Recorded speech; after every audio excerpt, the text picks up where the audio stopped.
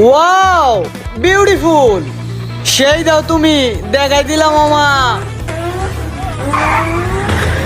Nice, wow.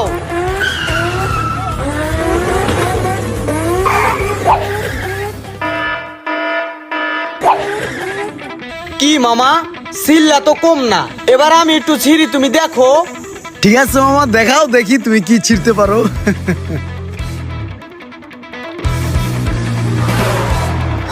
পোলা pine bike লইয়া তাং ফাং করে। জোস, শাই শাই মামা শাই। পোলা পাইন।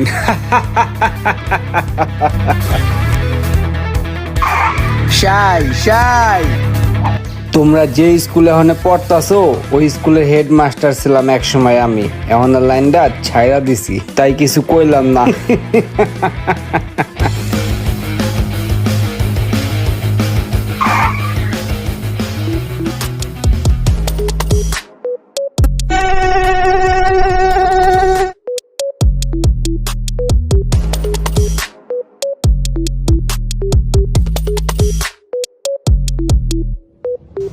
এই তোমরা 13 জন এদিকে আসো।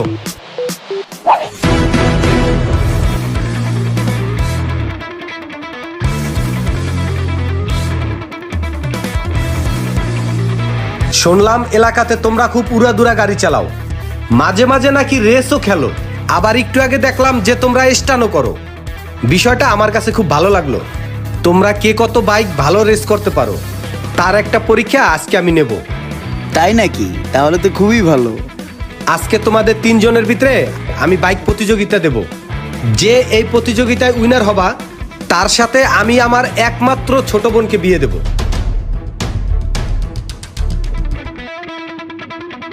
শুধু তাই না, আমার ওই যে গাড়িটা যে দেখতেছো আমি ওই গাড়িটাও তাকে দিয়ে দেব। হ্যাঁ কি কয়, মেঘ না চাইতে বৃষ্টি। তো সবাই রেডি তো? জি ভাইয়া, জি জি জি জি। তো হয়ে যাক বাইক রেস। হ্যাঁ ভাইয়া।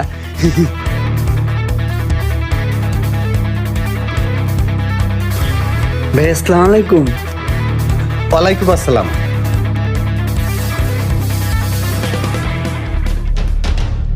এই একটা সুবর্ণ সুযোগ আইছে, কোনোভাবেই সুযোগটারে হাত ছাড়া করা যাইব না। ছোটবেলা মামুন ভাইয়ের বোনের সাথে প্রেম করার লইগা কত ঘুরছি। এত অল্প বয়সে বাড়ি গাড়ি সুন্দরী নারী, আহা হা, লাইফটা সেটেল হয়ে যাবে। সুবর্ণ সুযোগ হাতছাড়া করা যাবে না। আজকে যেমনি হোক আমার বাইক রেস করে জিততে হইব, পুরো খাড়া টান দিতে হইব। আজকে জীবন মরণের প্রশ্ন। আজকে যদি আমি বাইক রেস করে না জিততে পারি, আমার জীবনে আমি অনেক কিছু হারাইলাম। রেডি, 1 2 3 গো। কে হবে গাড়ি বাড়ির মালিক আর কেই বা হবে আমার বোন জামাই?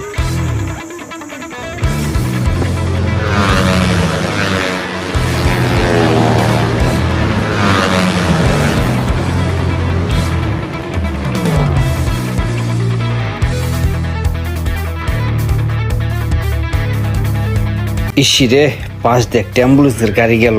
যে ধুলাবালি চোহের মধ্যে লাগতাছে, যদি টুনিশ বিষয় তাহলে ওই অ্যাম্বুলেন্সে আমারই উঠতে হইব। তার থেকে একটা কাম করি, আস্তে ধীরে চালাই।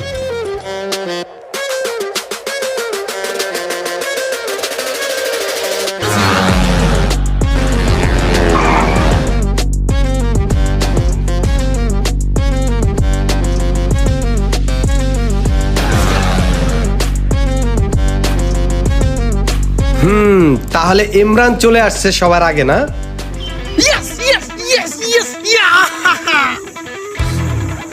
ভাই আমি ফার্স্ট। তাহলে তুমি চলে আসলে আগে, বেল্লালও দেখি চলে আসছে। আচ্ছা রোমান কোথায়? ওর কোনো খবর নাই। Shit, mistake. গাড়ি আমার, ওই 100 সেই। আর একটু জোরে জুটে আইতে পারতাম, তাইলেই কাম বাজাই দিতাম। রে সব আগে আয়া পড়ছে। দেখ মামুন ভাইয়ের বোনের বিয়ে করার স্বপ্নটা আর পূরণ হলো না, স্বপ্ন স্বপ্নই রয়ে গেল।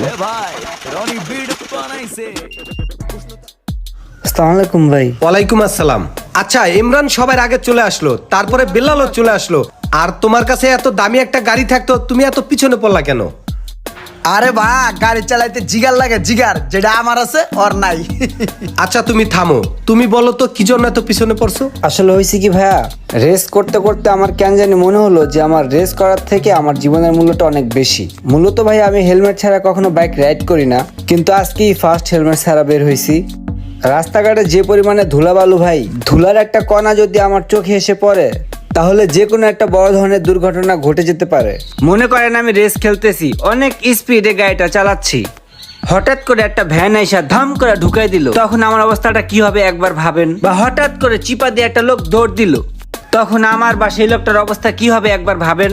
এই সমস্ত চিন্তা করে ভাই মানে আমি একটু আস্তে আস্তে চালাই আসছি ভাই। তাছাড়া যদি আমি মইরাই যাই রেস খেলতে গিয়া, তাহলে আপনার বোনরে বিয়া করবো কেমনে ভাই? আরে এগুলো ওই কি কয়? তুমি রাইট কথা বলছো। আসলে যারা প্রকৃত ড্রাইভার তারা দেখে শুনে ধীরে শান্তভাবে ড্রাইভ করে, তারা কোনোদিন জোরে গাড়ি চালায় না। তোমার কথাটা আমার খুব ভালো লাগছে। ইমরান, তাহলে তো আজকে উইনার ঘোষণা করা লাগে, তাই না? জি জি। আচ্ছা আমি একটু চিন্তা ভাবনা করি, কালকে তোমরা আসো, কালকে আমি উইনার ঘোষণা করব, ঠিক আছে? ঠিক আছে ভাই। শোনো, আমি অনেক গভীরভাবে চিন্তা ভাবনা করে দেখলাম যে আজকের বিজয়ী রোমান। হ্যাঁ, আমি সেফটি মেনটেন করছি, এর লেগে ভিজে হয়ে গেলাম। বাইক হোক বা গাড়ি, যদি আপনি আস্তে ধীরে সুন্দরভাবে দেখে শুনে চালান তাহলে আপনার জীবন আপনার জন্য এক এক সময় এক এক ধরনের উপহার নিয়ে আসবে। আর যদি সেফটি মেনটেন না করে উরকিস পারকিস ভুংবাং ভাবে আপনি গাড়ি ড্রাইভ করেন তাহলে হয়তোবা আপনি অল্প বয়সেই ওপারে টপকে যাবেন। তাহলে আমরা এই ভিডিও থেকে কি শিখতে পারলাম? যে উপহার গ্রহণ করতে হলে আমাদেরকে নিশ্চয়ই বেঁচে থাকতে হবে।